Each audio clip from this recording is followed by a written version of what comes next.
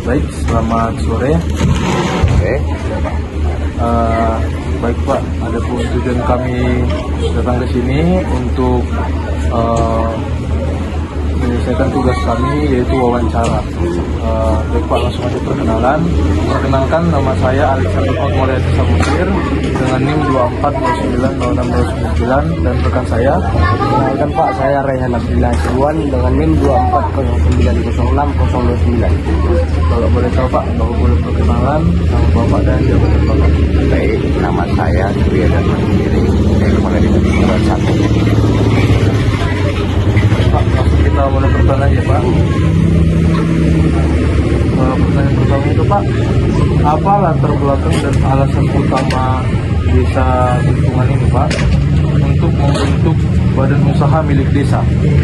Baik, awalnya ini programnya pemerintah ya. Karena ini program pemerintah untuk membentuk satu badan usaha di desa. Berdasarkan acuan itu, kita bertolak BUMDes yang ada di desa Bentungan tadi itu dengan melihat basic apa yang paling tepat untuk BUMDes desa Bentungan 1. Berdasarkan musyawarah desa, jadi kita putuskan untuk membentuk BUMDes bidang jual beli alat-alat kebutuhan UMKM. Kebetulan desa Bentungan ini penghasil kerupuk singkong opak. Komoditi kita ada 27 industri rumahan. Itulah kami menyediakan segala kebutuhannya, jadi salpon, ya plastik untuk penjemurannya, ya, ada juga solarnya. Dan ini sudah berjalan sampai hari ini. Pertanyaan kedua Pak, tadi mungkin Bapak sudah memberitahu apa saja jenis usaha yang dijalankan. Mungkin bagaimana dampaknya terhadap ekonomi warga Pak? Saya rasa nggak paling signifikan juga ya, karena apa ya,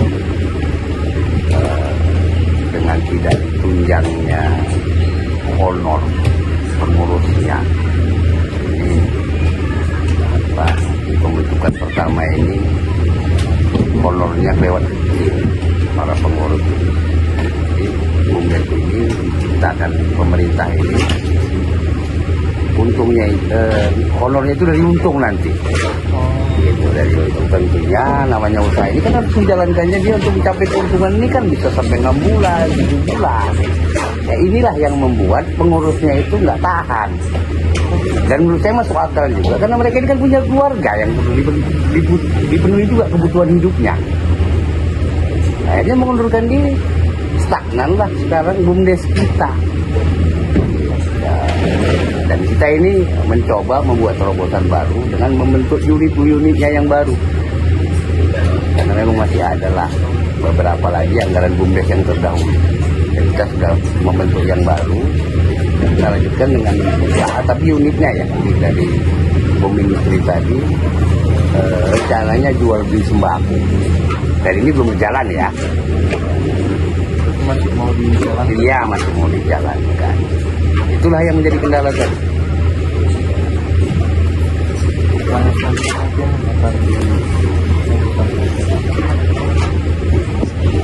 Dan ini Pak, bagaimana strategis desa dalam memastikan transparansi dan akuntabilitas pengelolaan badan usaha milik desa? Oh, kalau itu simpel, karena kita salah satu penasihat di situ. Salah satu penasehat pelindung yang langsung bisa mengaudit anggaran itu. Karena BUMDes ini murni anggarannya itu dari dana desa. Jadi kayaknya kalau untuk mengontrolnya gampang, menjalankannya agak rumit. Nah, makanya persentase keberhasilan itu terkhusus jadi sedang itu kecil. Ya, yang berhasil itu memasang juara. Itu pun di BUMDes itu di bidang pariwisata itu.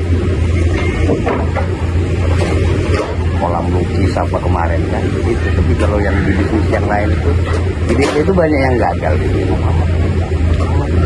Saya rasa kendalanya ya itu nggak diterapkan dari awal honor pengurusnya.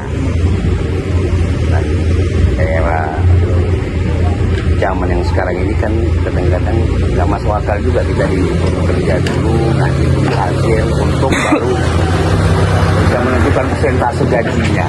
Saya rasa kalau di zaman sekarang agak berat.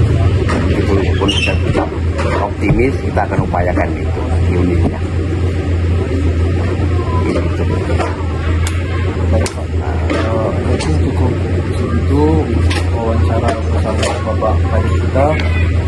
Terima kasih kepada dosen dan rekan-rekan sekalian. Ya, sama-sama.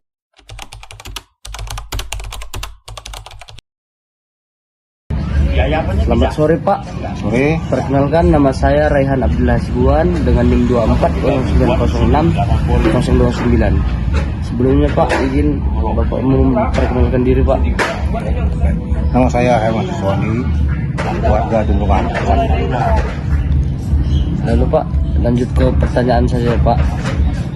Apa yang Bapak ketahui tentang badan usaha milik desa yang ada di desa ini Pak? Kalau yang saya tahu, BUMDes itu badan usaha milik desa.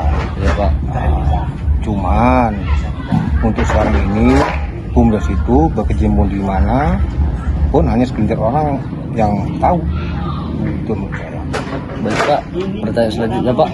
Apakah Bapak atau keluarga Bapak pernah mendapatkan manfaat langsung dari kegiatan badan usaha milik desa Pak? Jika ya bisa dijelaskan Pak. Ya, memang pernah saya beli dari BUMDes itu goni. Hanya itu aja. Yang lainnya saya nggak ada. Baik, Pak.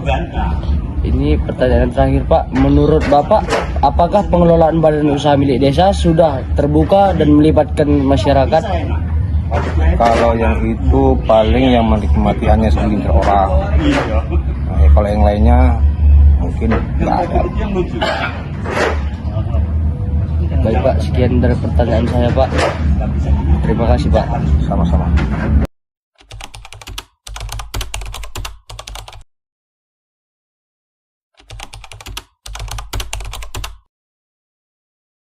Assalamualaikum warahmatullahi wabarakatuh. Kak, izin Kak perkenalkan, nama saya Tengku Nira Fazila Sulaiman dari Program Studi Ilmu Politik.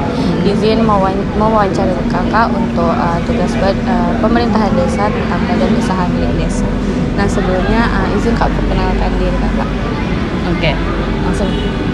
Oke, halo teman-teman, saya Nandarizka Nasution, saya staf pengajar di Program Studi Ilmu Politik Universitas Sumatera Utara. Oke, baik Kak. Langsung saja ya Kak ke pertanyaannya. Di sini ada 3 pertanyaan.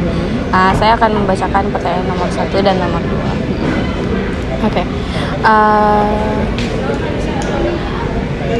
Apa peran strategis BUMDes dalam meningkatkan ekonomi desa dan kesejahteraan di masyarakat lokal, Kak? Oke, BUMDes itu kan badan usaha milik desa ya.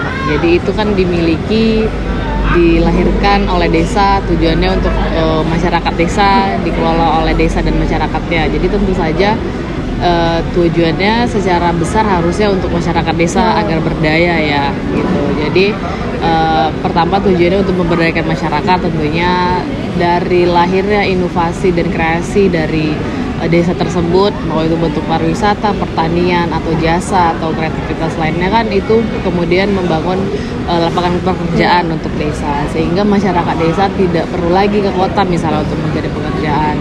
Ketika mereka bekerja, mereka berdaya, ada sumber pendapatan untuk desa yang kemudian jika dikelola dengan baik itu kan menghasilkan uang yang dikelola itu menghasilkan misalnya fasilitas publik lagi untuk desa. Jadi kan dari desa, dari masyarakat desa untuk masyarakat desa juga. Jadi tujuannya itu sebenarnya untuk pemberdayaan masyarakat desa. Oke, berarti secara tidak langsung badan usaha milik desa itu digunakan untuk pemerataan ekonomi ya Kak?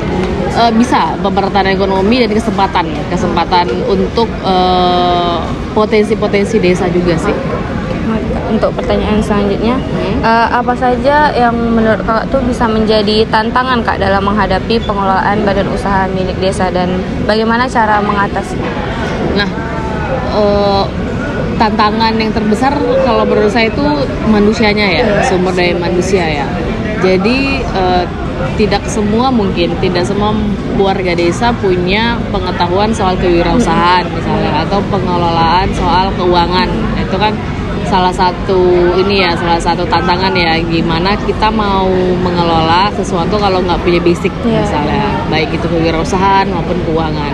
Kemudian yang paling besar setelah itu inovasi sih. Saya melihat bahwa inovasi di desa itu belum terlalu banyak ya, belum terlalu maksimal. Jadi masih banyak mencontoh misalnya, desa ini bikin ini, kita bikin ini gitu. Jadi tidak menggunakan potensi asal dari desa tersebut gitu. Kemudian pengelolaannya tadi, nah kemudian kan perlu transparansi juga nih masyarakat ketika dikelola, bagaimana keuangannya, bagaimana hasilnya gitu. Itu sih kalau menurut saya. Nah, kalau bagaimana caranya ya perlu ada pengetahuan lebih lanjut lagi kan. Misalnya ada pelatihan awalnya edukasi masyarakat bisa ya seperti itulah, sehingga masyarakat desa mengetahui sebenarnya awalnya potensinya itu apa, kemudian dikelola dengan baik, apakah dikelola dengan baik, siapa orangnya. Itu sih kalau menurut saya. Oke, Kak. Terima kasih ya Kak, untuk pertanyaan terakhir akan dibacakan oleh teman saya. Oke Kak, sebelum itu saya perkenalkan dulu. Nama saya Ratu Syaraini Ridwan. Nah, di sini saya akan melanjutkan wawancara dari teman saya tadi. Untuk pertanyaan terakhirnya, bagaimana peran pemerintahan desa dapat mempengaruhi masyarakat untuk selalu berinovasi dalam kelancaran keberlangsungan BUMDes di desa? Nah, gimana caranya ya, kalau menurut saya ya ini kan kayak kurang kesadaran aja sih dari pemerintah desanya lah, mungkin kepala desa. Jadi dia itu sebenarnya harus punya kayak motivator sih jadinya, kalau saya melihat ya. Dia kayak mengajak, karena masyarakat desa pastinya kan tidak peka akan potensi desa mereka sendiri misalnya. Jadi dia harus berusaha mengajak berdiskusi masyarakat desanya untuk kemudian menyadarkan bahwa ada potensi-potensi desa yang bisa kita kelola untuk menciptakan lapangan kerja di desa, sehingga misalnya anak-anak mereka tidak perlu ke kota untuk mencari pekerjaan, dan hasilnya kan untuk keberdayaan dan keberlangsungan desa tersebut juga. Kemudian harus ada regulasi juga yang ngatur soal misalnya mereka mau buat perangkat apa nih, harus ada kebijakan atau regulasi yang mengikat. Misalnya harus ada insentif misalnya dari pemerintah desa, misalnya kepala desa memberikan penghargaan kepada orang-orang yang sudah memberikan inovasi dan menciptakan pemberdayaan di lingkungannya misalnya. Kepala desa bisa bikin itu. Kemudian kepala desa juga bisa misalnya mengajak lembaga ketiga misalnya atau dari pemerintah yang lain untuk berkolaborasi, bisa mengajak LSM atau NGO lainnya untuk membantu mereka. Misalnya tadi kan ada kurangnya pengetahuan soal pengelolaan, itu juga bisa dilakukan oleh pemerintah desa, sehingga kemudian tantangan-tantangan yang tadi itu bisa terselesaikan dengan baik. Jadi mereka sadar akan potensi, mereka tahu cara mengelolanya, punya pengetahuan, sehingga tujuan-tujuan BUMDes tadi untuk meningkatkan PAD, meningkatkan kesejahteraan, pemberdayaan masyarakat itu bisa tercapai. Itu sih. Terima kasih ya Kak atas jawaban dan waktunya hari ini. Mungkin segini saja pertanyaan kami. Oke, terima kasih.